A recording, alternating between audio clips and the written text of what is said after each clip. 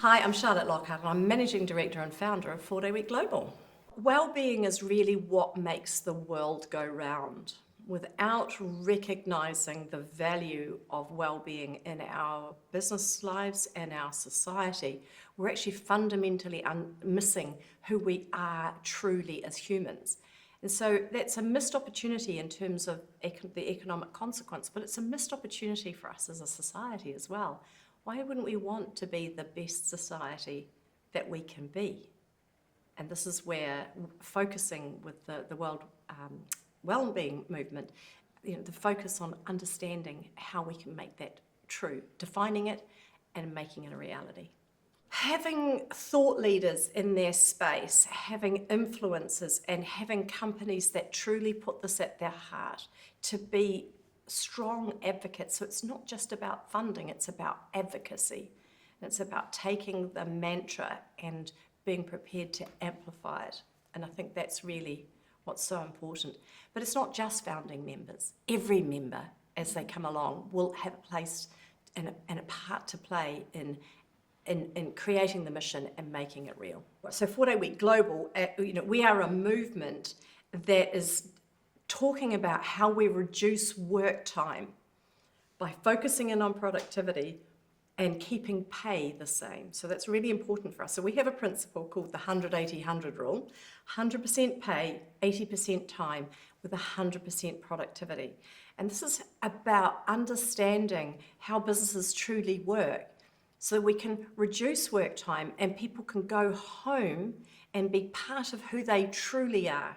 I have a mantra that I use quite a lot. As business leaders, we need to remember that we borrow our people from their lives. And when we put that at the heart of our leadership, and we understand that we are bringing people into our organisation, and we want them to be the best they can be at work.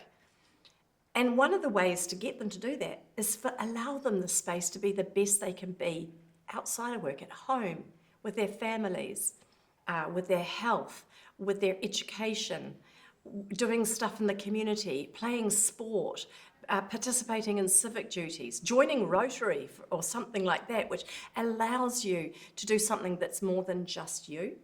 And when you do this, you bring that to work, the you at work is so much better. So we very strongly advocate that pay should not be reduced. So when we look at increasing productivity, then there should be no reason why pay is reduced.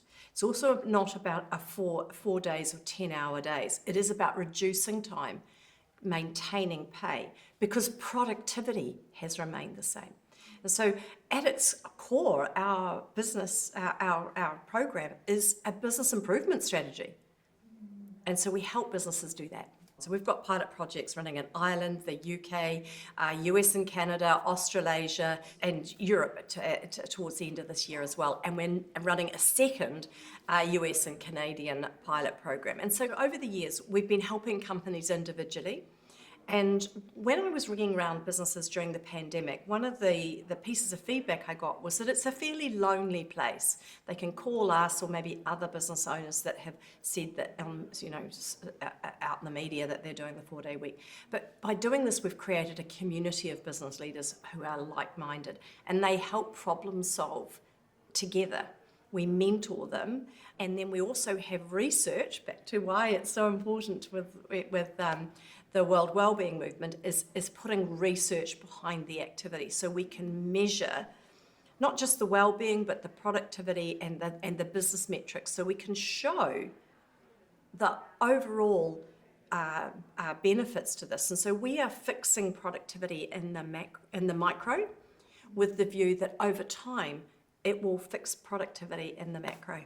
I think that well-being needs to be at the heart of the way we make the business decisions moving forward. And businesses that have recognised that are well on their pathway.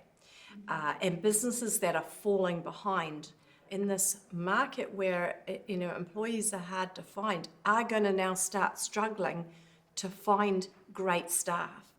And so actually I leave everybody with a little warning, any business people that are listening to this. If you don't take this seriously, you're not going to get the great staff. You're going to get left behind. We're heading into a recession. You want the best staff working for you. And so how are you going to get that?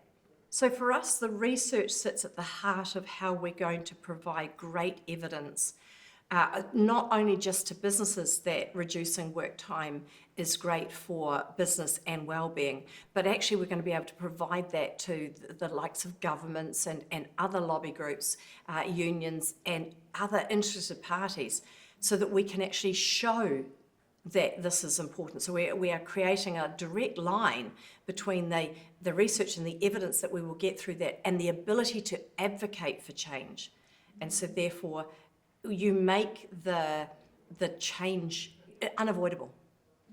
People can no longer avoid it, they can no longer ignore it, because they can see safely, proper academic rigorous evidence, they can see safely that it works. And more importantly, what the pathway is between the research and the evidence and the advocacy, what's the pathway to change?